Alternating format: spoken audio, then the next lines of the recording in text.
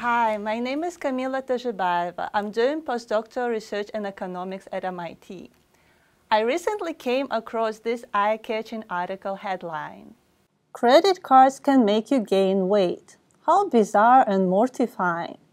We see these kinds of statements and headlines so often in the news media and in advertising. Like, our deodorant has ingredients that will make you irresistible to women. Or, let's reduce the risk of heart disease. Bold and assertive, such statements grab our attention by their very incredulity. And yet, the next moment we might already be wondering if maybe there is a way they could be true. How do we make sense of such claims and news articles? What they usually assert is that when one thing happens, like using a credit card, something else is also likely to happen, like weight gain. This is what's known as a correlation. When you have one, you tend to also have the other.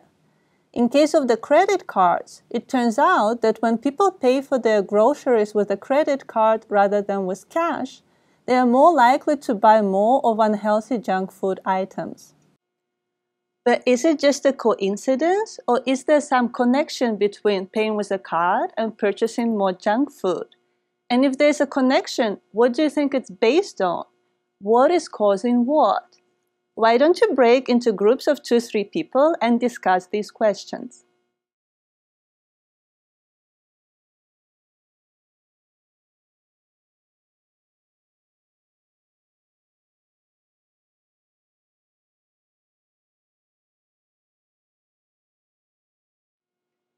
I hope you had a fruitful discussion. I'm still not clear myself whether it's just a coincidence or whether there's some causation involved. How do we distinguish the two? That's what today's lesson is about. First, let's get our definition straight. Let's start with causation. Causation is when one variable can influence another. One variable can either induce another variable to happen or make an already existing variable to change. For example, if you decide to play in the rain without an umbrella, your clothes will get wet. So being rained upon first causes your clothes to become wet and then changes how wet they get. Since the rain wets the clothes directly, this is an example of direct causation. As you've probably guessed, causation can also be indirect. Suppose after your clothes got wet in the rain, you got home and put your wet clothes in the laundry. In this case, being rained upon indirectly caused you to do laundry. Now we have some idea about what causation is. But what about correlation? Correlation measures the extent to which several variables move together. A positive correlation indicates the extent to which those variables increase or decrease at the same time. A negative correlation indicates the extent to which one variable increases as the other decreases. For example, when you are a kid, the older you get, the taller you become. This is a case of a positive correlation. When you're still growing, your age and your height both keep increasing. Note that whether a correlation is positive or negative depends only on whether the variables we're talking about move in the same direction or in opposite directions. It has nothing to do with it being a good or a bad thing. For example, when you just start playing a new sport, you'll make a lot of mistakes. But the more you practice, the fewer mistakes you'll make. As the amount of time you spend practicing goes up, the number of mistakes you make goes down. So there's a negative correlation between the two. But the fact that you're getting better is a good thing. A correlation is called strong when the variables move together almost in unison. And a correlation is called weak when the variables just barely move together. As you've noticed, there is nothing in the definition of a correlation about causality. So all a correlation tells us is whether the variables we are examining tend to move together or not. It does not tell us why. So can a correlation and a causation be connected? Let's look at an example. 100% of people who breathe die. We know that all living people breathe, and also that all living people eventually die. So clearly, this is a case of a very strong positive correlation.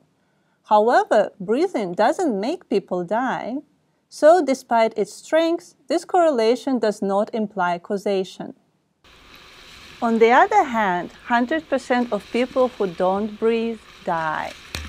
Take a moment to see for yourself that this is also a case of a very strong positive correlation. But is this correlation based on causation? Well, we know that if a living person stops breathing, they will die. So in this case, we observe a correlation between not breathing and dying because one is indeed directly causing the other. Do you think any of your own characteristics correlate with one another? Let's find out.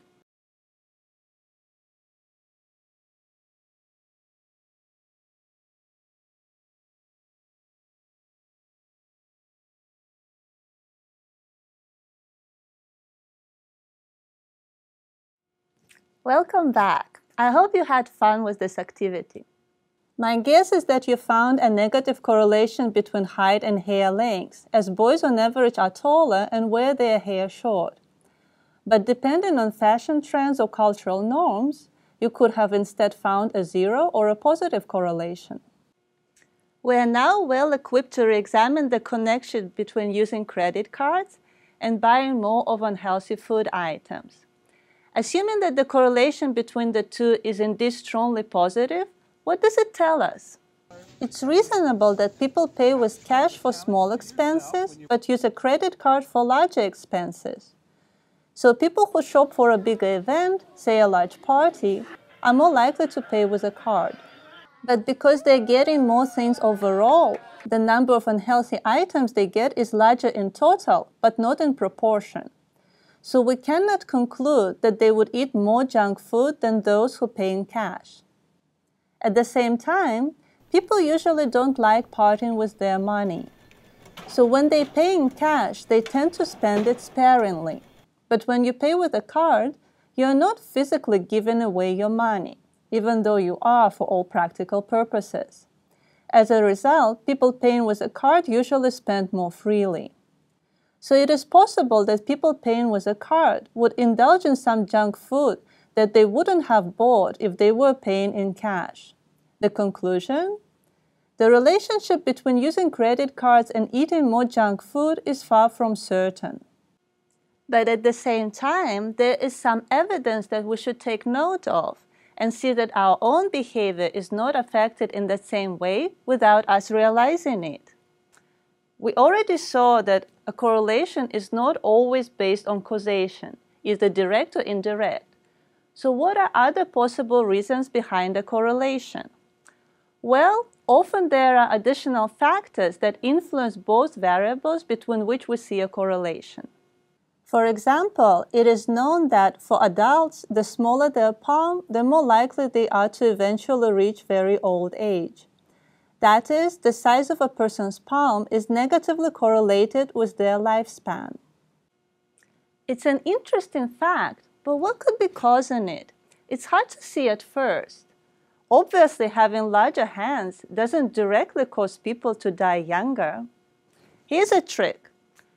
When trying to find what lies behind a correlation, it's important to look not only for causation, but also for associations. Let's try it. Which adults have smaller palms? Well, women usually have smaller hands than men. We also know that women tend to live longer than men. So women have smaller hands and have on average longer lifespans than men. And as a result, we observe a negative correlation between the size of adults' palm and their longevity. So just like that, by looking for associations, we have uncovered what this confusing correlation is based on. Such additional factors behind a correlation are called omitted or lurking variables. They are called so because they are omitted from the original correlation statement and are lurking in the background. Here is another interesting real-life example. One study has found that the amount of ice cream sold by street vendors is positively correlated with the number of serious crimes committed in New York City during 1980s. What do you think of this finding? Is this pure coincidence? Or can these two factors, something so wonderful as ice cream and so horrid as crime rates, be related? What are possible omitted variables that are lurking in the background? Why don't you break into pairs and discuss these questions? Remember to look not only for causation, either direct or indirect, but also for associations.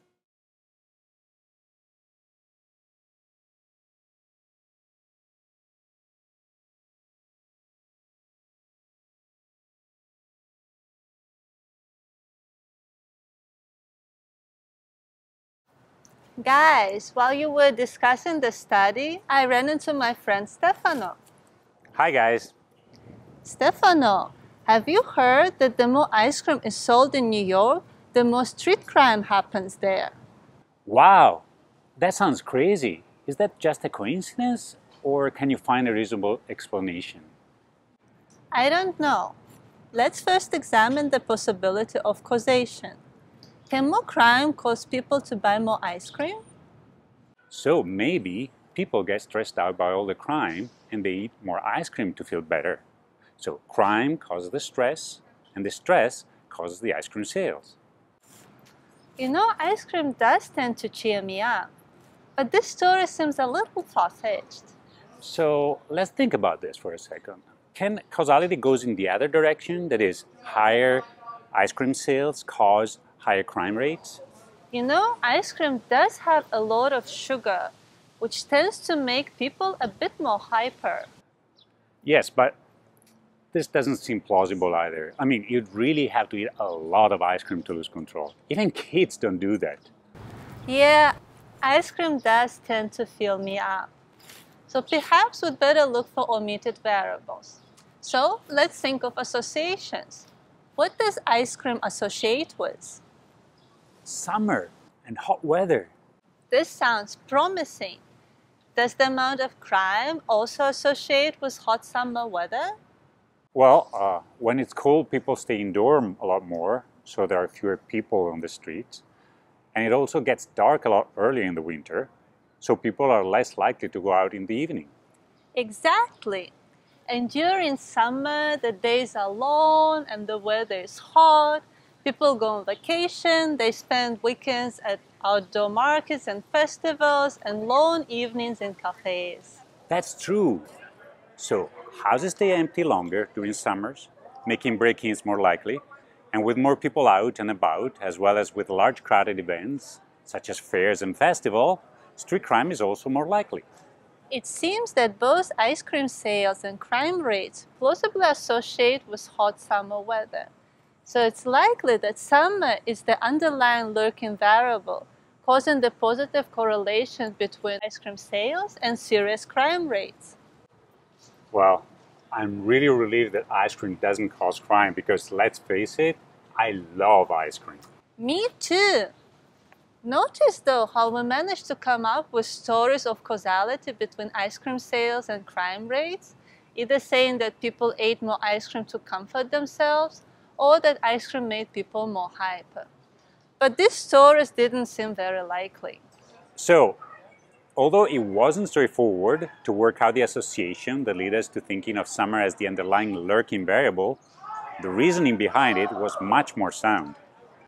You know, omitted variables are a very common explanation for correlations. After all, the world is very complex, and there exist multiple connections between different events and things. So remember to look for associations to uncover the less obvious but more plausible reasons for a correlation. But so, is there always a reasonable explanation for a correlation? That is a very important question. Let's find out during our next activity. Consider these two graphs. Each traces a pair of variables over 11 years. We see that each pair is strongly positively correlated. Divide into pairs and decide which one of you gets which graph. Then take turns explaining to each other what you think is going on in the graph you've chosen. Can there be some reasonable explanation for this correlation, or is it pure coincidence? Explain to your partner the reasoning behind your thinking and see if you can convince them, or if they can poke holes in your argument.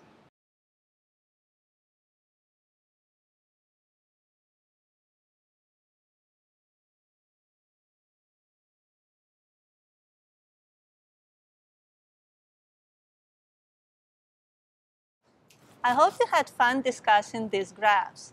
We talked about them with Stefano and decided that they both are pure coincidence. Yes, it's hard to find any plausible causality behind these correlations or any omitted variables. Yeah, even if you try really hard and line up a chain of like dozens and dozens of omitted variables connecting one into another to link, say, Nicolas Cage movies and drowning in pools, all these connections would be pretty far-fetched. Absolutely. Well, this was fun, but I gotta get back to work. Okay, well, it was great to see you. Take care. When a correlation is based purely on coincidence, it's called spurious correlation, which means false, fake, or illegitimate. Here's my favorite example of a spurious correlation that I saw online. This is a picture of a beautiful mountain range. Since we've been talking about crime rates in New York, let's plot the murder rate in New York State. Is this possible? Can this unknown mountain range be somehow connected to the number of murders in New York State? Well, I highly doubt it. To me, it looks like a pure coincidence, although a very good one. This is a great reminder that no matter how strong a correlation is, we shouldn't be fooled into thinking that it implies causation, or that there is some reasonable explanation behind it. In many cases, a perfect correlation is just a coincidence. So when you come across a correlation, say you read about it online or hear about it on TV, don't jump right away to a conclusion that it implies causation. Instead, think about other possible explanations that could be behind that correlation, including likely associations and the lurking variables these associations point to. This will give you a more complete picture of what is going on. Then you can think how plausible each potential explanation is before making up your mind what that correlation actually tells you. So far, we've covered direct causation, indirect causation, omitted variables, and spurious correlations. Next, let's talk about reverse causality. Reverse causality is when the variables in question are indeed connected, but not in a way that you would at first expect. Here's a simple example of reverse causality. The kid is complaining that he wishes the pilot didn't turn on the seatbelt sign so often, because every time he does, it gets bumpy. The way this correlation is stated, it seems to imply that turning on the seatbelt sign causes the bumpiness. I'm sure you can see where the kid got it backwards. The causation is in fact going the other way. Because of the air turbulence, the pilot turns on the seatbelt sign. Let's practice a bit more in identifying different types of causation. Here are two examples that may or may not contain causality. Divide into pairs and decide which one of you gets which cartoon. Then take turn explaining to each other what you think is going on in the cartoon that you've chosen. Does the statement in the cartoon contain any causality? If so, what type of causality is it? Which direction is it going? Explain to your partner the reasoning behind your thinking, and see if you can convince them or if they can poke holes in your argument.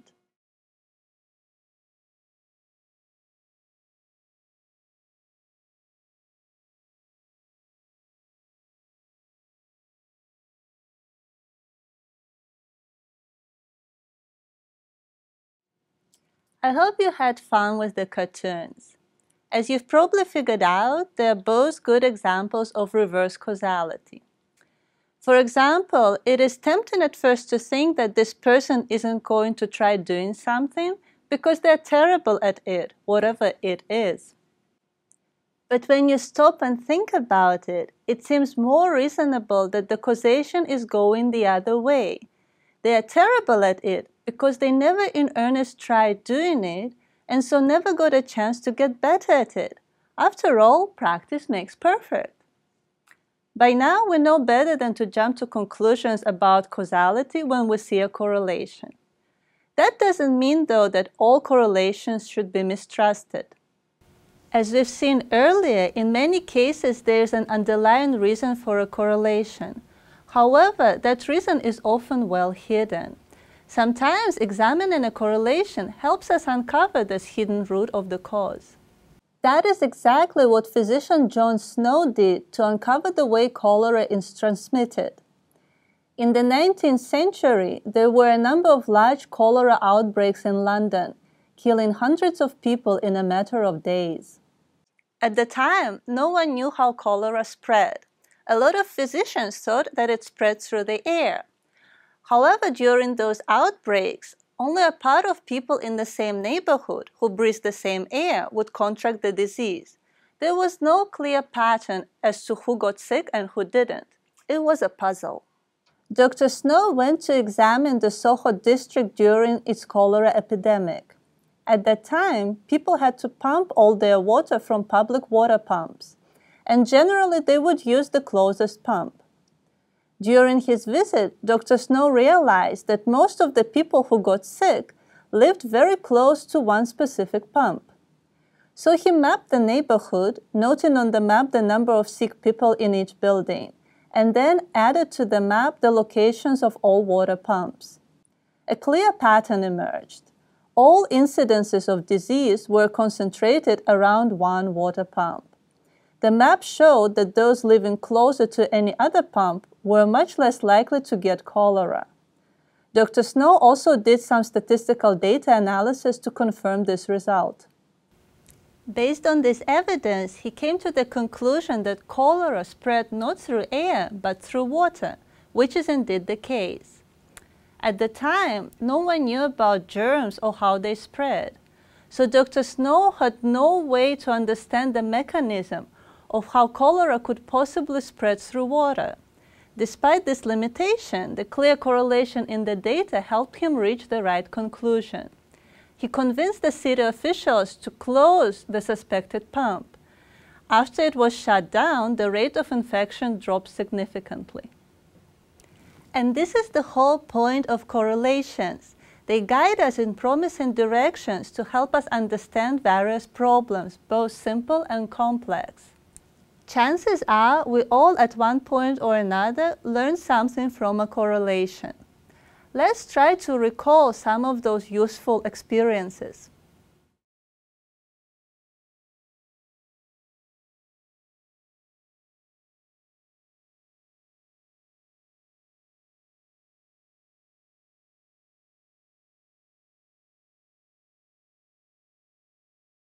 I hope you had a productive trip down the memory lane. Let's review what we've learned today. We now know that two variables are correlated if they move together. Positive correlation means that these variables move in the same direction, and negative correlation means they move in opposite directions. And we should remember that for correlations, the adjectives positive and negative have nothing to do with whether what we see is a good thing or a bad thing. We learned that in many cases, a correlation is based on causation, which can be either direct or indirect. Very often, while there is no causality between the correlated variables, there is a reasonable explanation for the correlation in the form of additional factors that are lurking in the background. We've also talked about cases where the correlation we see is pure coincidence and has no causality behind it. Finally, we talked about cases when causation goes in the opposite direction from what we would expect at first. So what is the takeaway from all this information? Well, the first thing to remember is that correlation does not imply causation. A correlation also does not imply an existence of a reasonable explanation. It could be just pure coincidence. At the same time, keep in mind that correlation is a good place to start at when looking for an explanation. And when looking for a reasonable explanation, don't forget to think about associations. So that's pretty much what a correlation is. It is a useful indicator that signals to us that we could potentially learn something new from examining it. But to make good use of a correlation, we have to do our part. We should examine the involved variables, think of possible directions of causation and of potential omitted variables, and consider the possibility that the correlation is spurious. After that, we can decide if any of the explanations we have thought of are plausible enough. So a correlation is a promising starting point for finding the answer, but it's not the end of the process. It's not the answer itself. Here is a good quote on this. Correlation doesn't imply causation, but it does waggle its eyebrows suggestively and gesture furtively while mouthing, "Look over there." Thank you for spending time with us today. I hope you learned something new from this lesson, and I certainly enjoyed doing it. To help you remember the main point, let me leave you with this comic.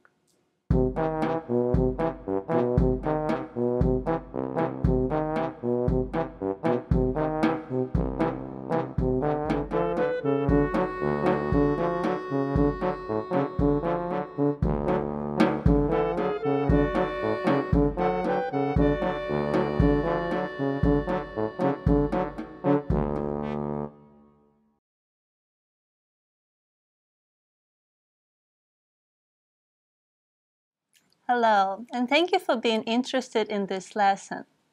It introduces the students to the concepts of correlation and causation. This lesson will guide the students in identifying and examining various possible reasons behind the correlation, and it will help them to understand the usefulness as well as limitations of the information provided by a correlation. The ability to make well-founded decisions and draw accurate conclusions makes a huge difference in a person's life. From professional activities to social and personal areas of life, it enables us to continuously make positive changes and improve our performance. Understanding the distinction between correlation and causation is an important component of this ability. It enables the person to develop their own take on the situation and to think independently, rather than having to take someone else's viewpoint on faith. It prepares us to analyze and handle independently various possible circumstances. After all, one cannot simply memorize the correct course of action for every possible situation in life. In this lesson, we will cover the cases of omitted variables behind a correlation, of spurious correlation, and of reverse causality. Throughout it, students will work actively through a variety of cases and examples. This lesson is suitable for all high school students, but it might be especially valuable for older students. The lesson starts by introducing the students to the concept of a correlation. The goal of the first activity is to get the students, with the help of an example, to start thinking critically about connections between a correlation and a causation. It might be helpful to encourage the discussion by asking pointed questions, such as, when are you more likely to use a credit card? Or when do people generally buy junk food? The second activity takes this one step further. It uses a hands-on exercise to illustrate the overwhelming presence of all kinds of correlations in our everyday life. The goal is to demonstrate to the students that a correlation is not some abstract concept, but rather something common and relatable. The purpose of the accompanying discussion is to help the students start questioning the value of the information that is provided by a correlation. In Activity 3, students practice identifying omitted variables behind a correlation. Here again, it might be helpful to lead the discussion in the right direction by asking the class questions that help them start thinking critically about realistic connections between different events. It is important to keep a balance between encouraging the discussion on the one hand and at the same time not revealing the answers, so the students get to practice their analytical skills. Segment 4 discusses in detail the case that the students have worked on during the preceding activity, activity number 3. So depending on time availability and on how easy or confusing the students have found activity 3, it might be fruitful to start activity 4 by first having a short class-wide discussion on what the students have thought about the explanation provided in segment 4, whether or not they agree with the proposed conclusions and why. In activity 4, students practice distinguishing between a correlation based on causation and a spurious correlation. Making this a paired activity so that each student gets to explain their reasoning encourages them to develop and structure their arguments. This activity should require little guidance, although some pairs of students might need a little nudging in the form of guiding questions to help them start the discussion. Activity 5 has a similar structure. It takes the students one step further. Here they practice identifying the correct reason behind the correlation among various alternatives they've already learned in this lesson. The final activity helps students relate the lesson's concepts to their own experience. It might be helpful to give the class a short relatable example from everyday life. I hope you and your class enjoyed this lesson. Thank you so much for watching.